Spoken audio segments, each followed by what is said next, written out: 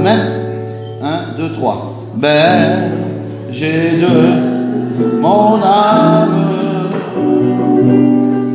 je m'abandonne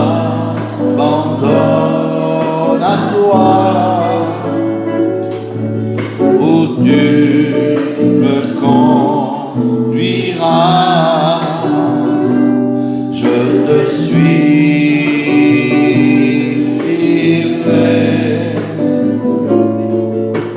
car j'ai fait le choix d'obéir à ta voix, où tu me conduiras. Plus fort, non pas, je te suivrai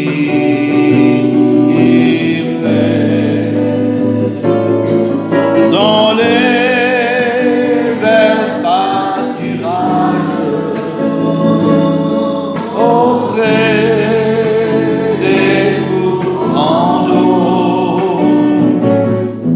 Le berger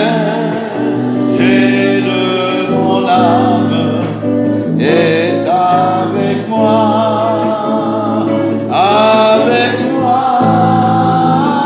s'il faudra vivre la montagne, suivre la vallée profonde.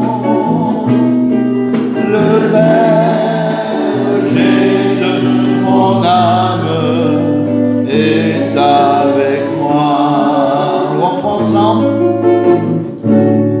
Berger de chantez pour le Seigneur. Je m'abandonne à toi, où tu me conduiras, je te suivrai,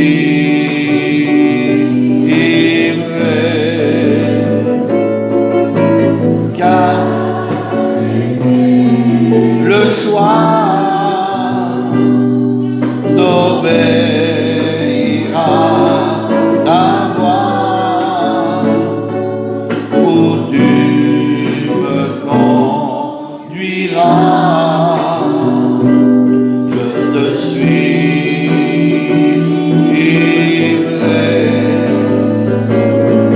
dans les verts pâturages. Alléluia. Auprès des courants d'eau, le berger de mon âme est chanté avec moi, s'il faudra vivre la montagne, suivre la vallée profonde. Le berger de mon âme est avec moi. Gloire à Dieu, hein, c'est tout un beau programme. Vous savez, on est là pour un temps sur cette terre. Ça a été dit vendredi, c'est vrai. Hein, on n'attend pas la construction du temple pour partir, nous. On attend le Seigneur, il viendra quand il voudra, quand ça sera le moment. On se focalise trop sur les événements, mais il y a largement assez de voir que c'est difficile au jour d'aujourd'hui. Ça semble facile, mais c'est difficile. La vie chrétienne, plus ça va aller avec le monde comme il avance, plus on va se séparer du monde. Il a dit le Seigneur dans sa parole, il a dit Père, je ne te dis pas de les ôter du monde, mais de les préserver, de les garder. Donc ça veut dire beaucoup de choses, ça. Ça veut dire que le monde avance et que nous, on n'avance pas avec le monde. On n'est pas du monde, on n'est pas des gens du monde. On est des gens du ciel, on est des enfants de Dieu. On ne vit pas comme les gens du monde. On n'a plus les mêmes façons de vivre que les gens du monde. On n'a pas les mêmes choses que les gens du monde. On est à part des gens du monde. Vous comprenez ça? Il faut faire attention, c'est difficile. Parce que dès qu'on va sortir tout à l'heure, on est dans le monde. Juste devant la porte, là. C'est plus l'église, c'est dehors. Alors prenons garde, soyons fidèles.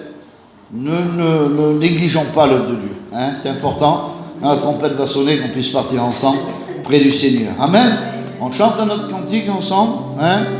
On va chanter ce cantique ce matin, comme une lampe qui manque d'huile. Je viens à toi, Jésus-Christ. Hein? Peut-être qu'on a besoin de force ce matin, j'en suis sûr, mais j'en ai besoin. Alors je pense qu'on est tous à peu près pareil. Hein, le dimanche, c'est la louange, l'adoration. Et en travers la louange, on peut être béni et fortifié. Amen. On chante ce cantique, après j'appellerai les chorales. Je vais voir, hein, quelqu'un qui chante un cantique. Comme une lampe qui manque d'huile. Chantez avec moi, je n'entends pas. Je viens à toi, ô Jésus-Christ, pour que ma coupe soit remplie de ton divin esprit. Pour moi, alléluia, chantez pour Jésus. Et par ton sang tu l'as lavé.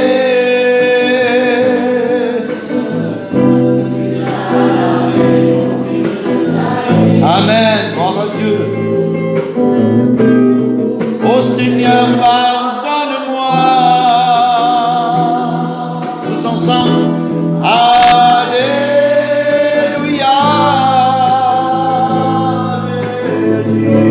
Alléluia.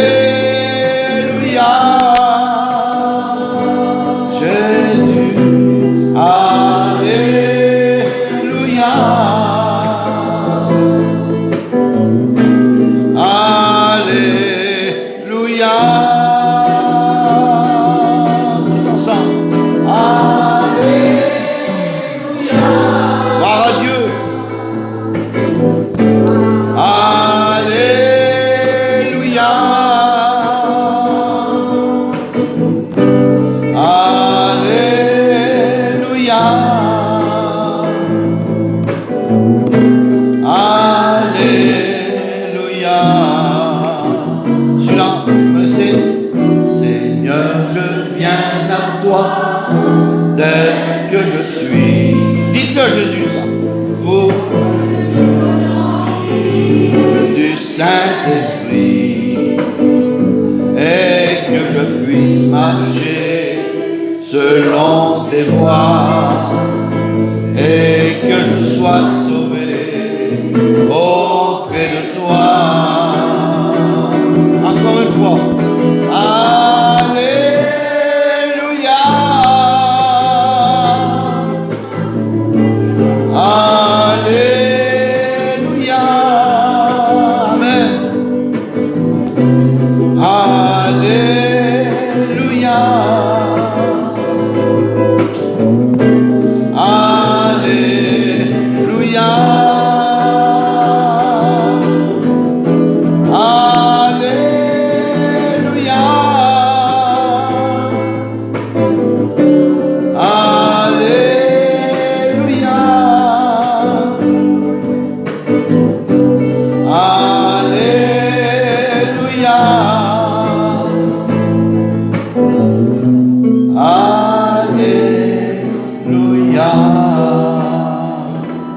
Amen, on doit être joyeux ce matin.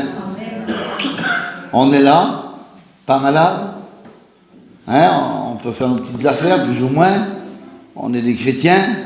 Il y en a qui n'y arrivent pas. Il y en a qui essayent, qui ne peuvent pas, parce que le diable ne veut pas. Et ils se font kiravent comme des petits gavalets. Hein, on peut pas dire comme ça. Mais nous, on a réussi à passer cette étape de rencontrer le Seigneur, de faire la paix avec lui. Alors ce matin, c'est qu'une joie. Parce qu'en réalité, la vie d'un homme sur la terre, elle est égale. On marche, on se lève, on se couche, on part. L'autre meurt, il va en enfer. Et l'autre, il meurt, il va au paradis. C'est toute la différence. Alors on doit être joyeux ce matin d'aller au ciel. Amen. Amen. On n'est pas chrétien juste comme ça, hein, sur la terre. On est chrétien dans l'espérance de voir Jésus. D'accord? Amen. Bon, allez, les sœurs, venez nous chanter un cantique. Je vous prends à chaud, hein, parce que je vois que tout le monde est un petit peu... Allez, faites une belle chorale pour le Seigneur, venez. Hein? Périac qui passe en tête. Ça suit. Mais alors, le tinal, allez, ça s'avance. Voilà. Encore Périac. Alors, il y a du riz minervois. Amen. Gloire à Dieu. C'est un petit peu, voilà. Gloire à Dieu.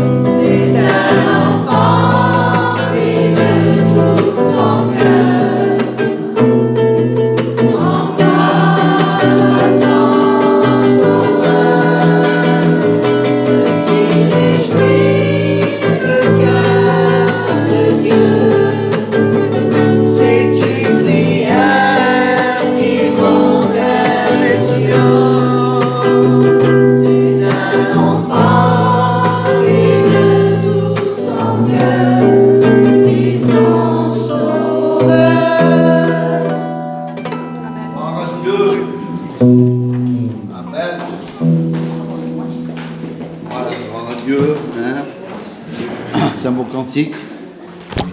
Tout ce qui respire, loue l'Éternel. Oui, c'est normal, c'est lui qui l'a fait. Hein? Tout ce qui marche, qui bouge, qui vit, les plantes, les oiseaux, les fleurs, même la neige loue l'Éternel. Le vent loue l'Éternel, la pluie loue l'Éternel. Alors pourquoi on ne le ferait pas, non? Hein?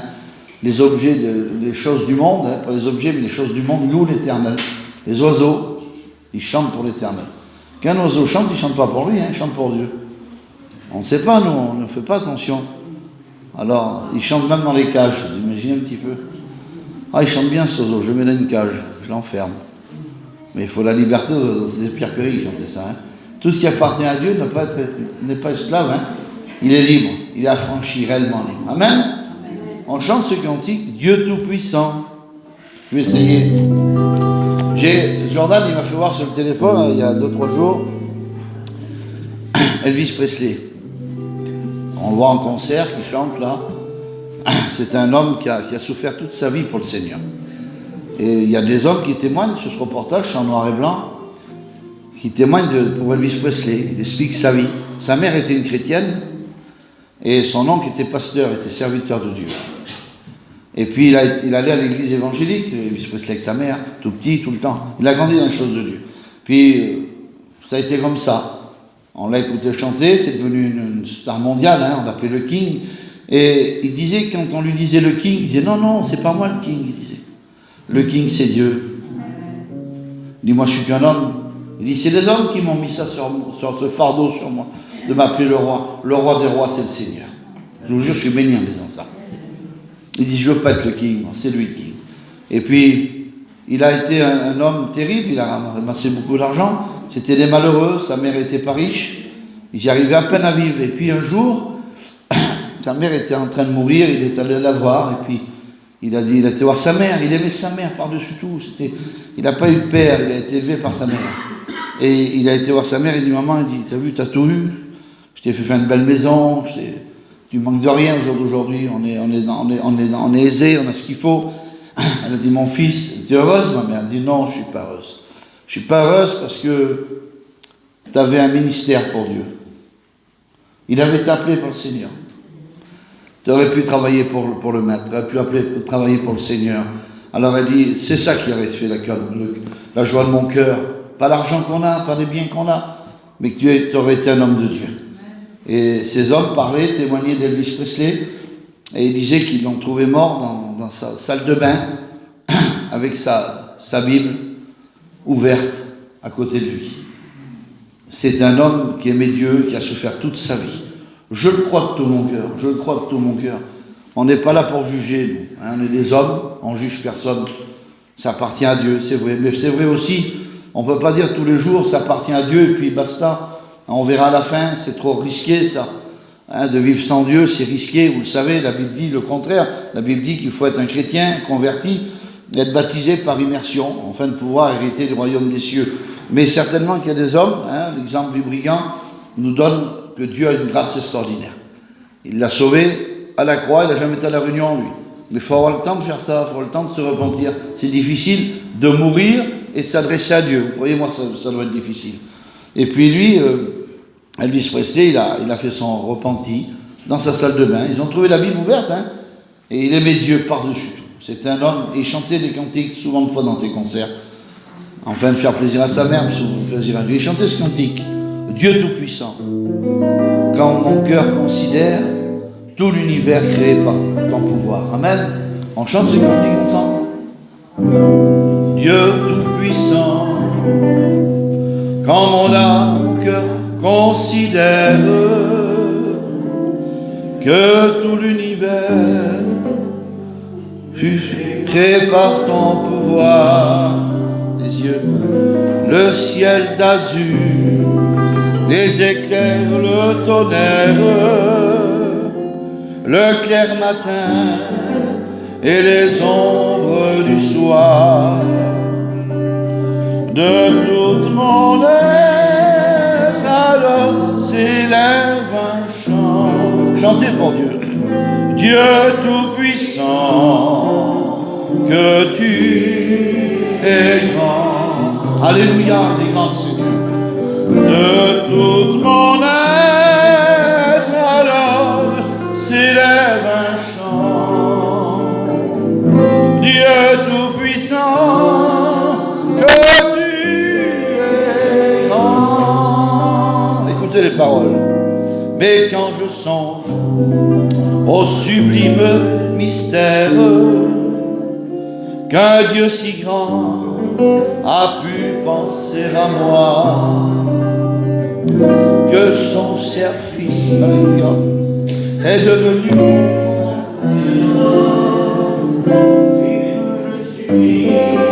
l'héritier du grand roi. Alors mon cœur redit à lui le jour, oui Seigneur, que tu es grand et bon, mon Dieu d'amour. Alors mon cœur redit à lui le jour, que tu es bon, oh Dieu d'amour. Quand mon Sauveur, éclatant de lumière, se lèvera de son trône éternel, et que les sangs, les douleurs de la terre, je pourrai voir la splendeur du ciel. Je redirai dans mon demain séjour, rien de plus grand que ton amour. Je redirai dans mon divin séjour, rien de plus grand que ton divin amour. Alléluia. Amen. Il chantait ça. Il chantait à chaque fois qu'il faisait un concert. Comment un homme qui appartient à Dieu s'éloigne de Dieu pour les choses du monde, pour les choses terrestres, comme on est malheureux, Seigneur. Il comble un cœur, le Seigneur. Vous pouvez faire ce que vous voudrez, vous pouvez aller où vous voulez, vous pouvez faire les plus beaux voyages du monde, vous pouvez aller voir les plus beaux pays du monde, vous pouvez avoir les plus belles choses du monde. Il n'y a rien qui remplace une bénédiction. Le Saint-Esprit, quand il tombe sur une personne, l'onction de Dieu, il n'y a rien, il n'y a rien. Il n'y a rien qui peut combler un cœur plus que ça. Investissez-vous dans le Seigneur. Faites des expériences avec lui. Parlez-lui. Provoquez-le à Jésus. Demandez-lui des choses nouvelles ce matin. Allez chercher la bénédiction. Frappez à la porte de Jésus ce matin. Au lieu que ce soit lui qui frappe, c'est nous qu'on doit frapper. Allons chercher ce qui nous est dû.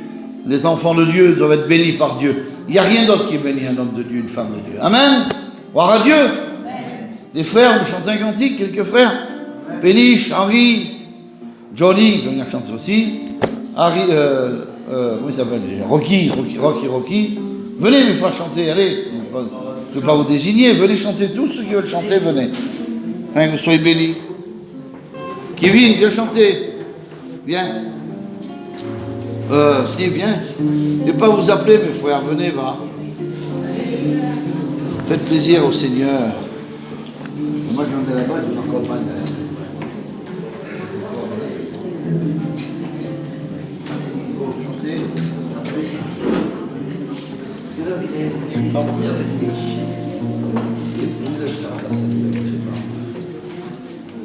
Avancez-vous là-bas, s'il vous plaît.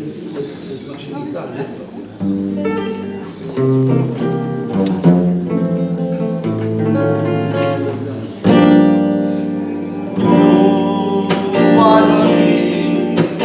Assemblés devant toi comme une famille, tous unis, nous élevons nos voix vers le roi des rois.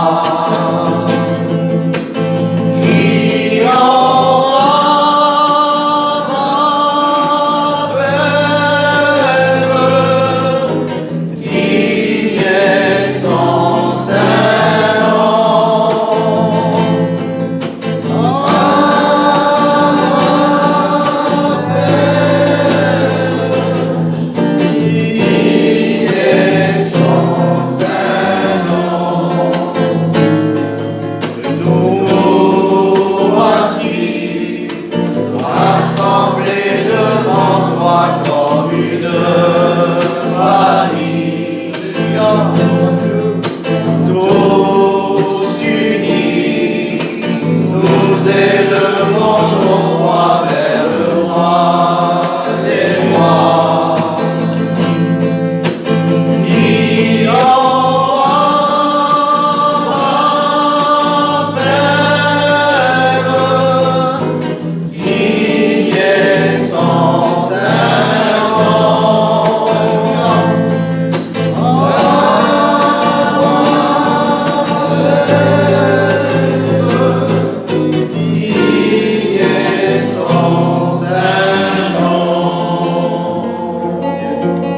Amen. Gloire à Dieu.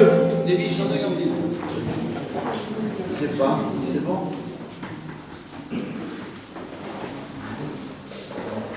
Cinq minutes, il chante.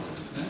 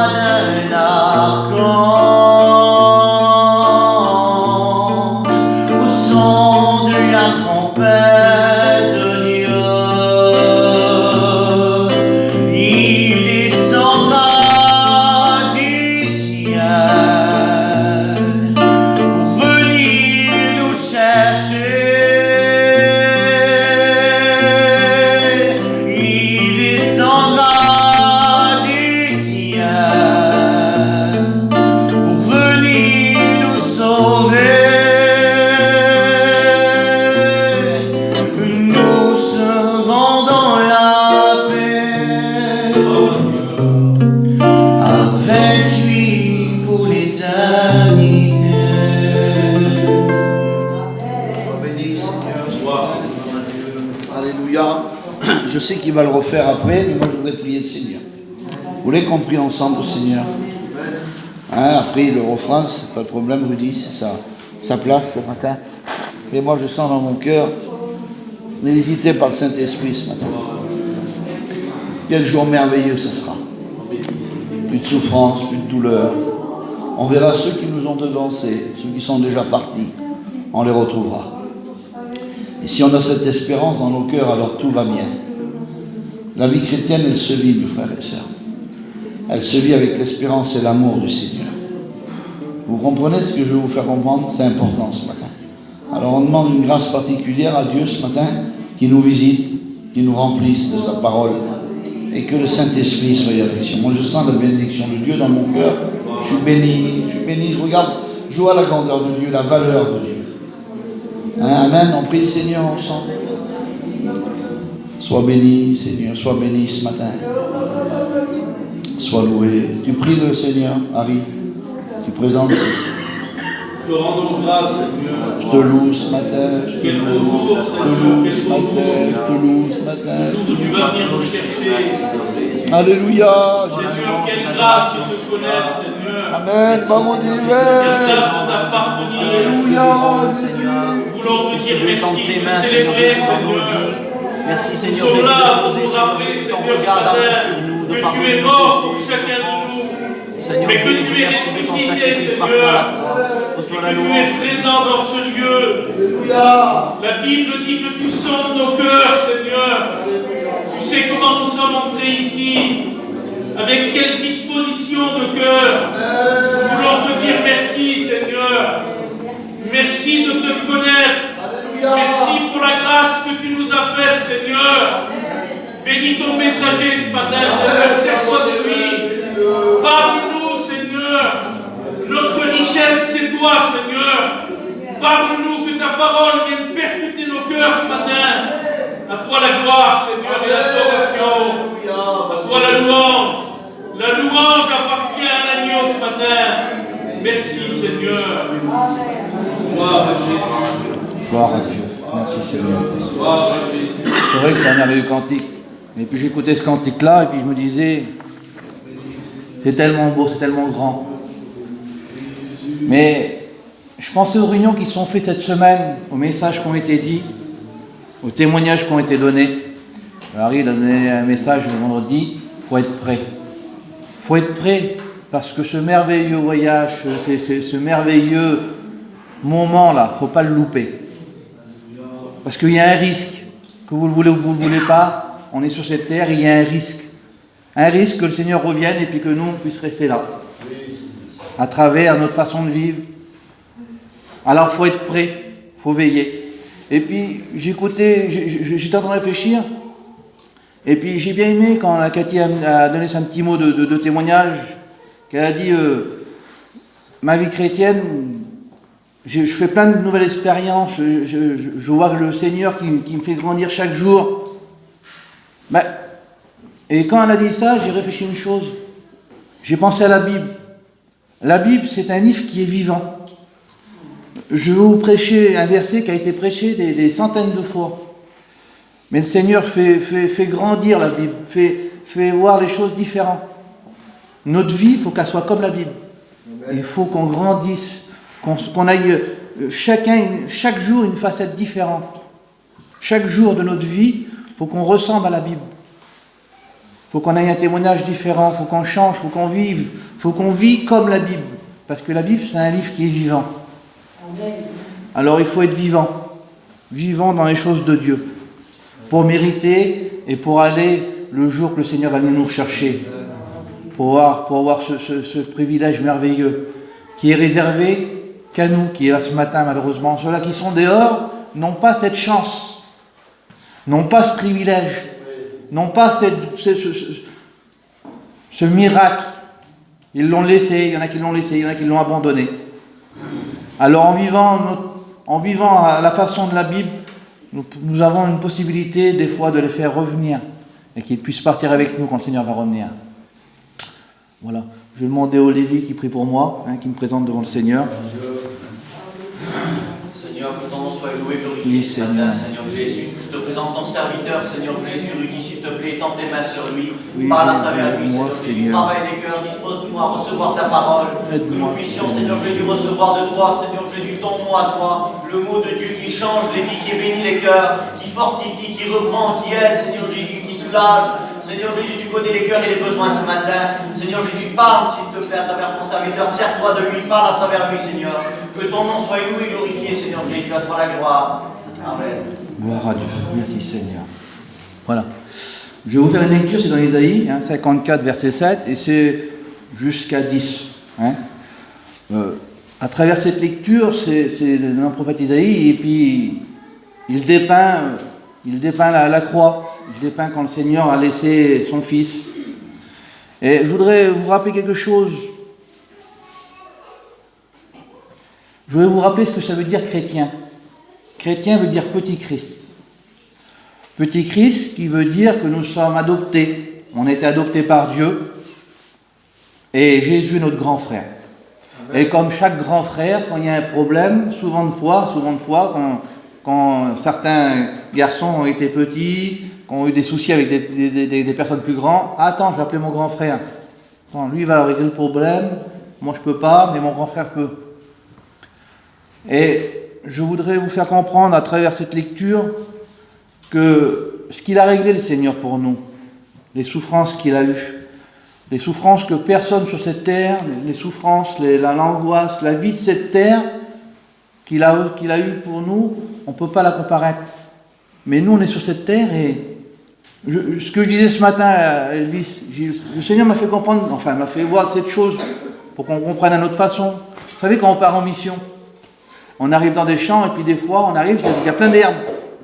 Il y a des grandes herbes. Et puis ce qu'ils font, les serviteurs, eux, ils rentrent dans les herbes. Ils aplanissent les herbes parce qu'ils prennent soin de leur mission, ils prennent soin de leur troupeau, puis ils ne veulent pas qu'ils cassent leurs affaires. Alors ils rentrent les premiers dans les grandes herbes pour aplanir les herbes, pour voir où on va marcher. Parce que c'est normal. Ben, c'est ce qu'il a fait, Jésus, pour nous. Il a rentré, il a aplani toutes les herbes. Pour pas que nous, on voie comment il faut faire, où qu'il faut marcher, comment il faut aller. Et puis que vous le voulez pas, c'est lui qui a tout pris. C'est lui qui a rentré dans les herbes, que jamais personne, je vous dis ça parce qu'on comprend, c'est notre façon de vivre. C'est lui qui a rentré dans ce champ et puis qui a aplani toutes choses. Parce que personne ne pouvait le faire sur cette terre. Personne ne pouvait avoir les souffrances, les angoisses, la pression qui a tombé sur lui. Il a eu toute la pression de la terre. Alors nous, qu'est-ce qu'on fait? Ben, on le suit derrière. Mais quand on rentre, il y a toujours des herbes qui nous touchent. Eh bien ça, c'est à notre niveau à nous. Ça, quand on rentre dans ce champ, quand on le suit le Seigneur, on aura comme le Seigneur, on aura des angoisses, on aura de la souffrance, mais à notre niveau à nous. Pas à son niveau à lui, parce qu'on ne pourrait jamais. On n'aurait pas les capacités. On est des misérables sur cette terre, on est tout petits. Mais malheureux, ce qu'il a passé, notre grand frère, on le passe à notre niveau. Alors on va faire une lecture. Isaïe 54, verset 7. Quelques instants, je t'ai abandonné, mais avec une grande affection, je t'accueillerai. Et puis, je voudrais juste définir le mot accueillir. Je t'accueillerai. Recevoir quelqu'un ou quelque chose d'une certaine manière. Et puis le Seigneur, comme il a été dit, le cantique, il ne va pas nous accueillir rentre, fais comme chez toi, non. Il va nous accueillir les bras ouverts dans le ciel. Il va nous accueillir d'une façon que personne ne peut accueillir. Que personne ne peut accueillir. Et puis ça, je vais vous expliquer. C'est un privilège que, comme je vous dis, on a et que les autres n'ont pas autour de nous. C'est que le Seigneur va nous accueillir d'une façon qu'on ne peut même pas réfléchir, qu'on ne peut même pas imaginer. On se met notre façon, on est limité. On est limité à penser comment que le Seigneur peut nous accueillir. On est limité, on est limité. Et pourtant, dans 1 Timothée 4, verset 9, ce que je vous dis, c'est écrit dans la Bible. C'est là une parole certaine et entièrement digne d'être reçue.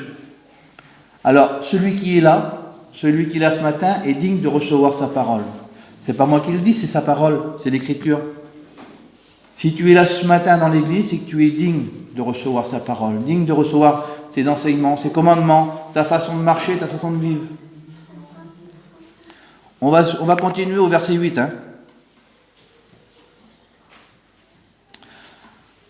Dans un instant de colère, je t'avais un moment dérobé ma face, mais avec un amour éternel, j'aurai compassion de toi, dit ton Rédempteur, l'Éternel.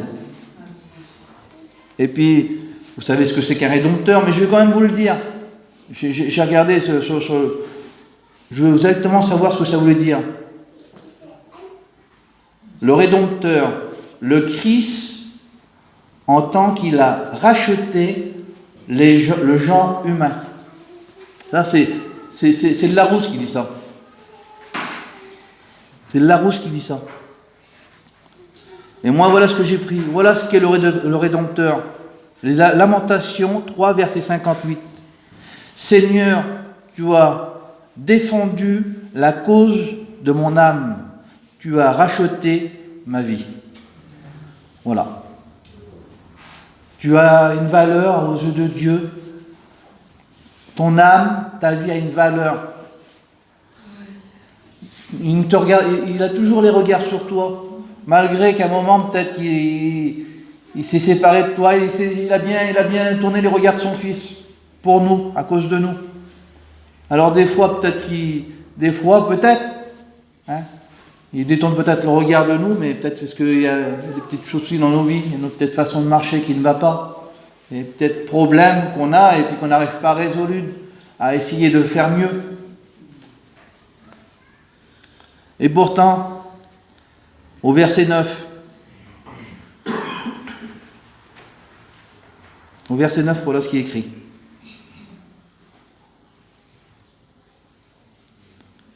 Il en sera pour moi comme des eaux de Noé. J'avais juré que les eaux de Noé ne se répandraient plus sur la terre. Je jure de même de ne plus m'irriter contre toi et de ne plus te menacer.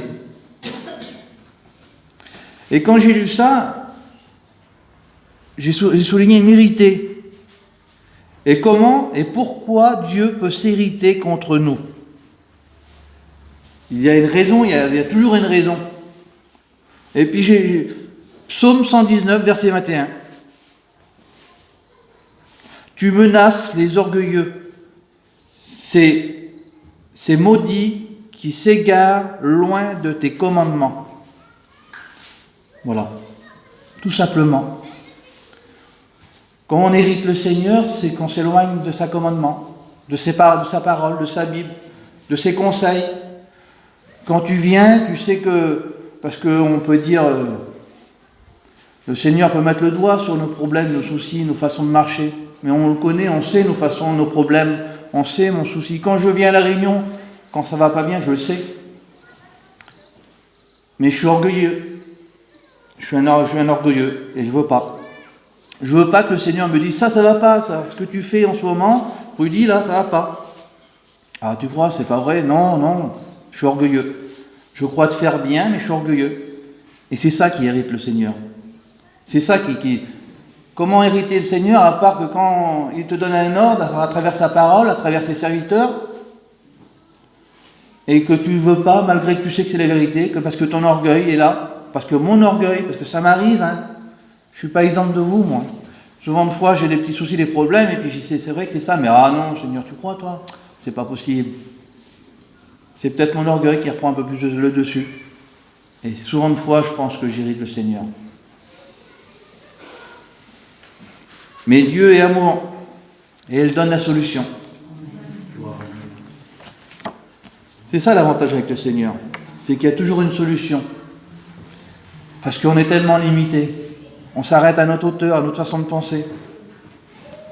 Et verset 10, ça continue, hein, toujours Isaïe 54, verset 10. Malgré que je l'ai hérité, malgré que je suis un orgueilleux, malgré que ça ne va pas, et puis que des fois je ne l'écoute pas, voilà ce qui me répand. Quand les montagnes s'éloigneront, quand les collines chancelleront, mon amour ne s'éloignera point de toi, et mon alliance de paix ne chancellera point, dit l'Éternel, qui a compassion de toi. Et oui, malgré que je suis un vilain, malgré que je suis un vilain enfant, parce que je suis son enfant, qui n'écoute pas. Vous savez, des fois, des enfants n'écoutent pas leurs parents. Ne fais pas ça, fais comme ça, fais comme ça. Ils ne le font pas. Et puis des fois, on irait, on voudrait les étrangler, les enfants. Mais on les aime. Le Seigneur, c'est comme ça pour nous. Mais à un niveau qu'on est limité. On est tellement limité qu'on ne réalise pas. Alors il nous aime et on fait des bêtises. Et je fais des bêtises. J'en fais des bêtises. Et ça n'empêche pas que je t'aime et puis j'ai un amour, une compassion pour toi. Et puis, je voudrais juste vous dire un mot compassion, tiens. Compassion, sentiment qui porte à Prendre, non. Oui, apprendre. Apprendre et apprendre plaisir à partager ses souffrances. Il prend plaisir, le Seigneur, à partager tes souffrances, tellement qu'il t'aime. Tellement qu'il veut. Et j'ai marqué ça, moi. Pour mériter ses compassions. Psaume 103, verset 13. Comment un père a compassion de ses enfants, l'Éternel a compassion de ceux qui le craignent. C'est ce qu'il veut, le Seigneur, tout simplement. C'est ce qu'il veut de moi. Il faut plus que je le craigne, le Seigneur. Au moins que je fasse à ma façon de voir, à ma façon de vivre. Je sais que c'est sa vérité, il faut que je le craigne. Il faut plus que j'ai plus de crainte pour lui. Pour mieux le suivre, mieux écouter sa parole. Et puis, comme je vous dis, mon enfant, quand il a ma petite, elle est là. Des fois, j'ai juste à la regarder comme ça, elle a peur. Et elle se met à pleurer, elle m'écoute. Parce qu'elle me craint. Mais c'est comme ça qu'il faut qu'on soit devant le Seigneur. Tout simplement. Tout simplement. Alors, si tu le crains, si j'arrive, moi, à maintenir cette crainte, mais c'est pas une crainte qui menace, c'est une crainte d'amour. C'est une crainte qui vient toujours nous dire, fais comme ça, parce que ça va pas comme tu fais là. C'est une crainte qui vient, fais comme ça, parce que ce que tu as écouté au début, ce merveilleux moment, si tu ne suis pas ma crainte, si tu ne suis pas mes commandements, si tu ne suis pas ma parole, je reviendrai et malheureusement, tu resteras là. Il y a toujours un risque. Vous savez, vous allez vous faire opérer. Vous faites opérer des amygdales. C'est rien. Hein. Vous allez vous faire... Moi, ça m'a déjà arrivé de me faire opérer. Une petite opération de rien. Et le docteur m'a dit comme ça, il y a un risque. Oh, il dit, il y a 99% que ça réussisse. Oh, mais c'est bon. Le docteur me regarde, il dit, il y a toujours 1% de risque. On peut rentrer, se faire opérer pour des amygdales, et puis rester sur la table d'opération. Et il y a ce 1% de risque. C'est pareil avec le Seigneur. 99% sûr que le Seigneur me prenne. Mais ce pourcent-là, le Seigneur nous le dit à chaque réunion. Faites attention, fais attention, fais attention. Parce que des fois, pour ce pourcent, on pourrait peut-être rester là. Alors, ce que je disais. Si tu le crains, alors, Matthieu 20, 34. Ému de compassion, Jésus toucha leurs yeux, et aussitôt, ils recouvrèrent la vue et le suivirent. Ça serait bon. Moi, il faudrait vraiment des fois. Et puis, souvent de fois. Hein. C'est pas parce que je suis derrière le micro que je suis pas comme vous. Hein. J'ai un manquement. Je vous le dis, hein. J'ai des défauts. Je suis sur cette terre, je suis humain, je suis comme vous. J'ai pas des ailes dans le dos. Et souvent de fois, il faut que le Seigneur y vienne. Mais heureusement, je le demande, mon Seigneur, viens me redonner la vue. Viens me toucher mes yeux pour dire, ça va pas là. Viens, je te refais voir. Ce que tu as fait là, regarde. Hop, je te touche tes yeux. Ce que tu as fait comme là, cette semaine, ce mois-là, ta façon de vivre ne va pas avec ma vie à moi, ma parole à moi. Alors il serait bon que le Seigneur vienne et puis qu'il nous redonne la vue. La vue, comment faire, comment marcher avec lui. Parce que des fois, on est bien aveugle. Des fois, moi, je suis bien aveugle. Je marche bien à côté de mes pompes. J'essaye de faire au mieux. Je suis comme vous, comme je vous dis. Mais il faut vouloir que le Seigneur vienne. Ce matin, c'est ce qu'il veut ce matin. À travers sa parole, il veut venir et toucher tes yeux pour dire, oui, c'est vrai que cette semaine, ou ce mois, ou hier, tout à l'heure, ça ne va pas ce que je fais. Je ne marche pas comme il faut. Le Seigneur me le fait comprendre. Alors le Seigneur veut te faire justement t'ouvrir les yeux pour mieux que ça aille avec toi, mieux que ça aille dans ta vie. On continue ?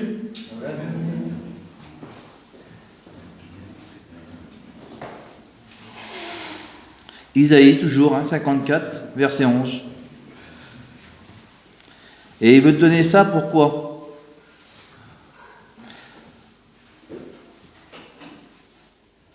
il veut t'ouvrir les yeux pour éviter ça, là, ce que je vais te dire maintenant.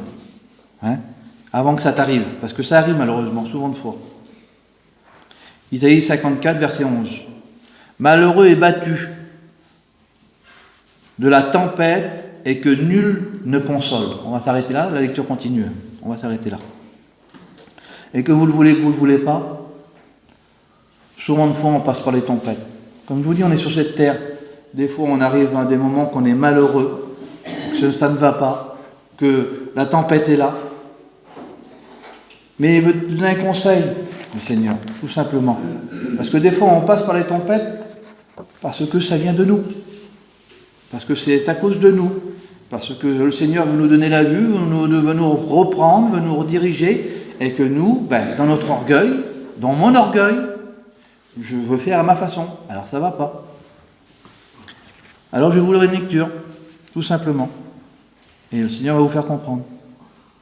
Matthieu 7, verset 24.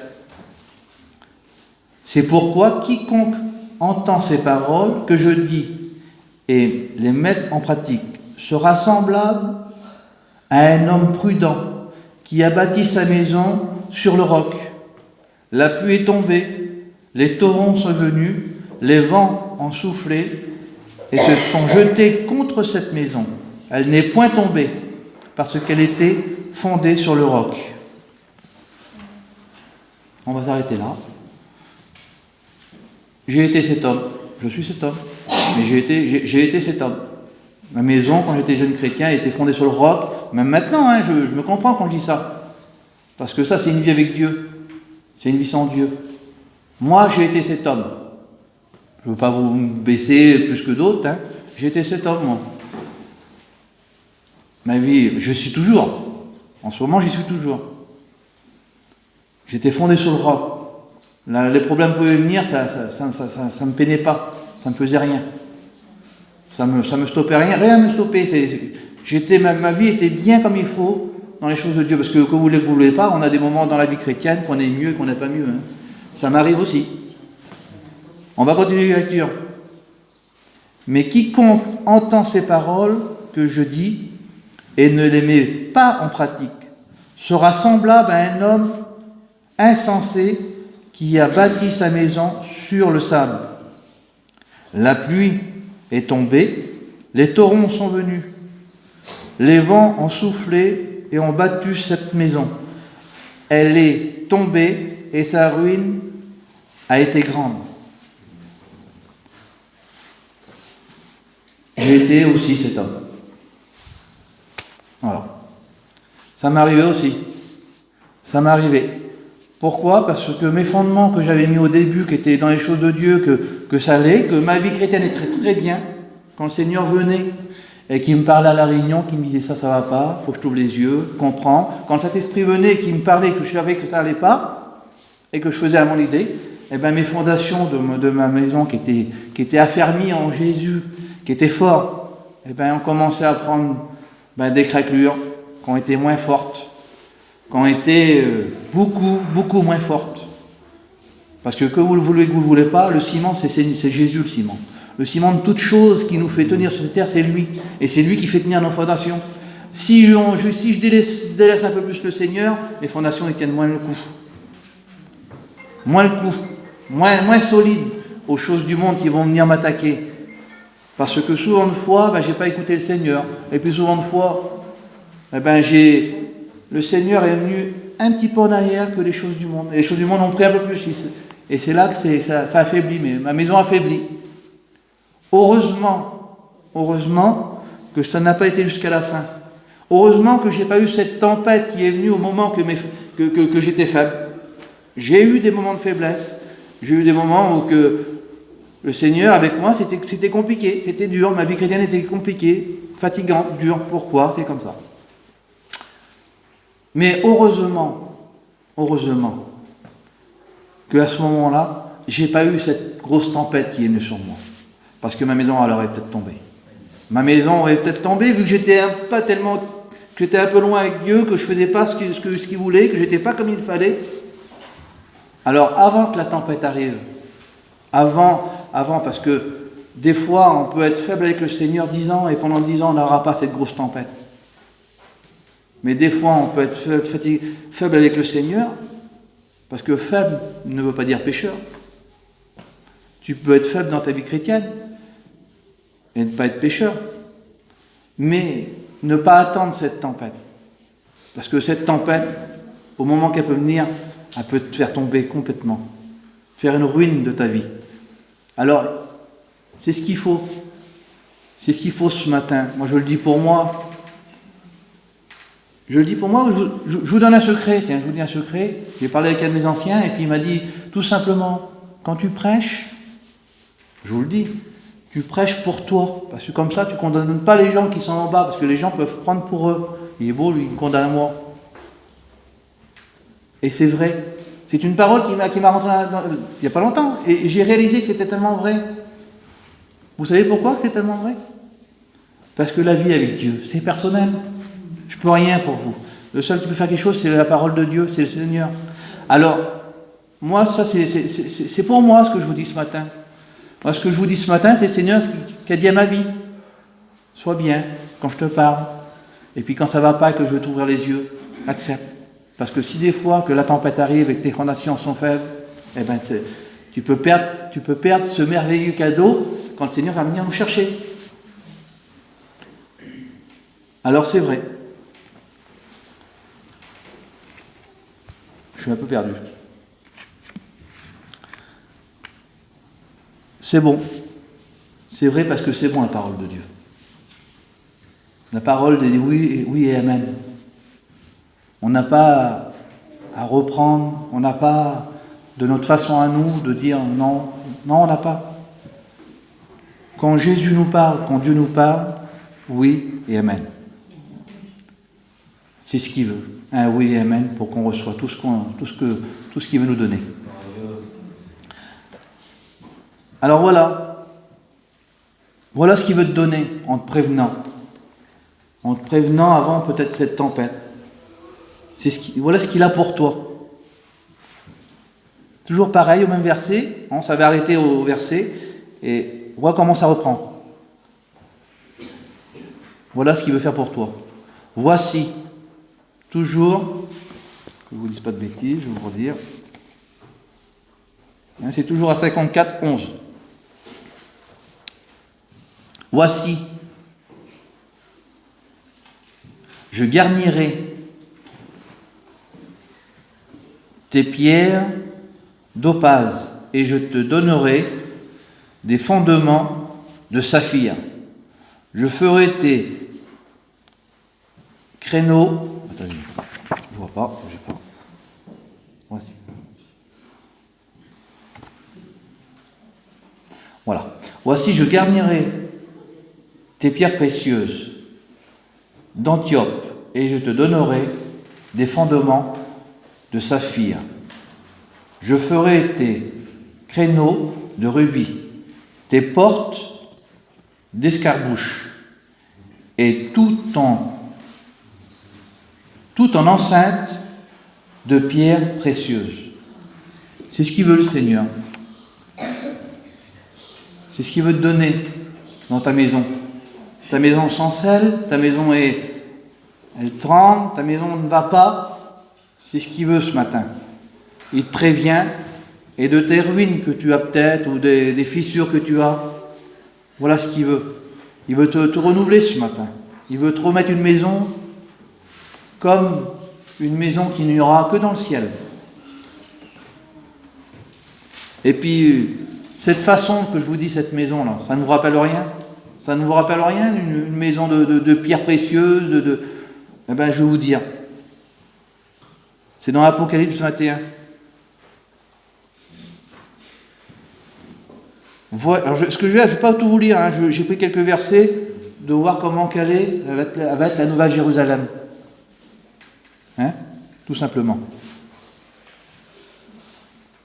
Alors, Apocalypse 21, verset 11. Ayant la gloire de Dieu, son éclat était semblable à celui d'une pierre très précieuse, d'une pierre de jappe, transparente comme du cristal. Voilà comment qu'elle va être, la Nouvelle Jérusalem. Et voilà ce qu'il veut pour ta maison.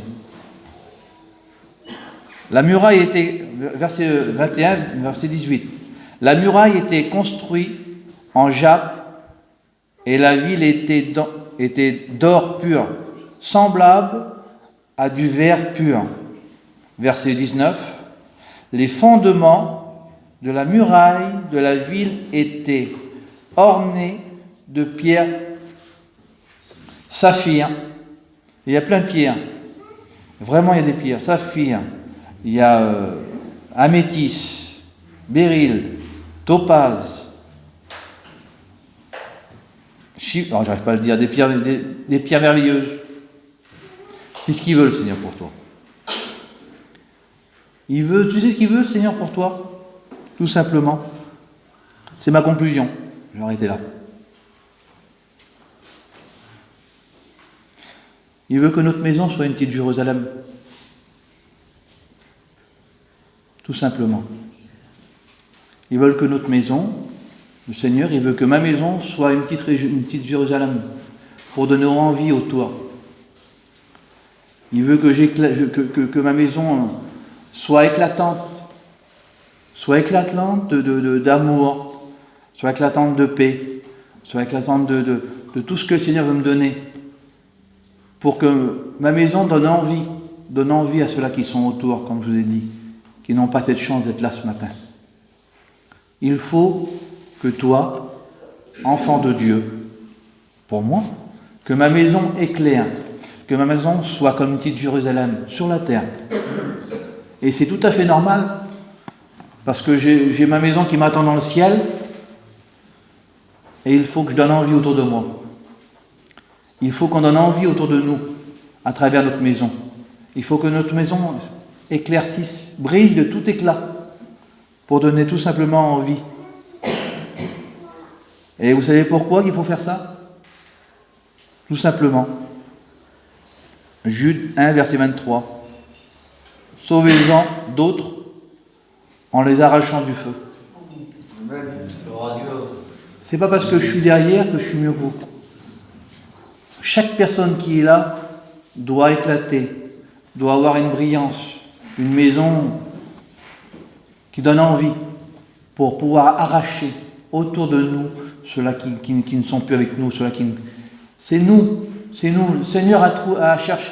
Le Seigneur n'a pas fait descendre des anges sur cette terre. Il se sert de ses créatures. Il se sert de vous. Il ne va pas se servir de celui qui est dans le champ à côté, qui ne connaît pas la parole de Dieu. C'est vous. Il faut qu'on arrache à travers notre façon de vivre, à travers notre maison, comment qu'elle est bâtie, à travers notre témoignage, à travers notre façon de vivre. Mais ça, en faisant ça, il n'y a qu'un moyen. C'est quand le Seigneur nous parle que nous disons oui, amen, Seigneur. Je comprends ta parole, je dis d'accord. En disant ça, ma maison va avoir plein de rubis, plein de choses à donner autour de moi. Et je vais pouvoir avoir, quand je vais venir vers quelqu'un, que vous le voulez ou que vous ne le voulez pas, quand je vais venir vers quelqu'un, que je vais dire, c'est mon frère, ma soeur, le Seigneur est t'aime, tu devrais venir à la réunion. Ma maison, elle est claire, je ne fais pas semblant. C'est ce qu'il dit le garçon, ça a du poids. Ce qu'a dit cette femme, là, ça a du poids, je sais que ça a du poids. Je vois comment quelle est sa maison. Elle vit la vie de Dieu. Elle est une chrétienne. Je vois que ça a du poids, que ça, c'est pas rien. Le Seigneur t'aime, ça a une puissance. C'est conduit par le Saint-Esprit. T'as le Seigneur avec toi, t'as une force en toi parce que ta maison est ornée, ta maison est brillante, ta maison est une petite Jérusalem. Parce que tu veux donner envie. Mon frère, viens, le Seigneur veut te bénir. Puis quand le Seigneur va revenir nous chercher, tu viendras avec nous dans la Nouvelle Jérusalem. Et les garçons vont venir, ou des femmes, ils verront, parce qu'ils auront envie, ils verront la Nouvelle Jérusalem qui est à côté d'eux. Parce qu'on est des Nouvelles Jérusalem, vous ne le voulez pas, on appartient à Jésus. On est ses enfants. On a un grand frère. Alors on doit. C'est pas ce que je vous dis, je me laisse conduire là. Parce que je me le dis à moi. On doit, c'est pas peut-être, sûrement. Moi je vois ça comme ça, on doit. On doit être une Nouvelle Jérusalem. Parce qu'on a un Père dans les cieux. On a un frère qui a tellement souffert, qui a tellement pris les mille misères pour nous. Alors on doit pour ça, on doit pour l'amour, qu'on ne mérite pas. Je te loue, je te rends grâce, Seigneur,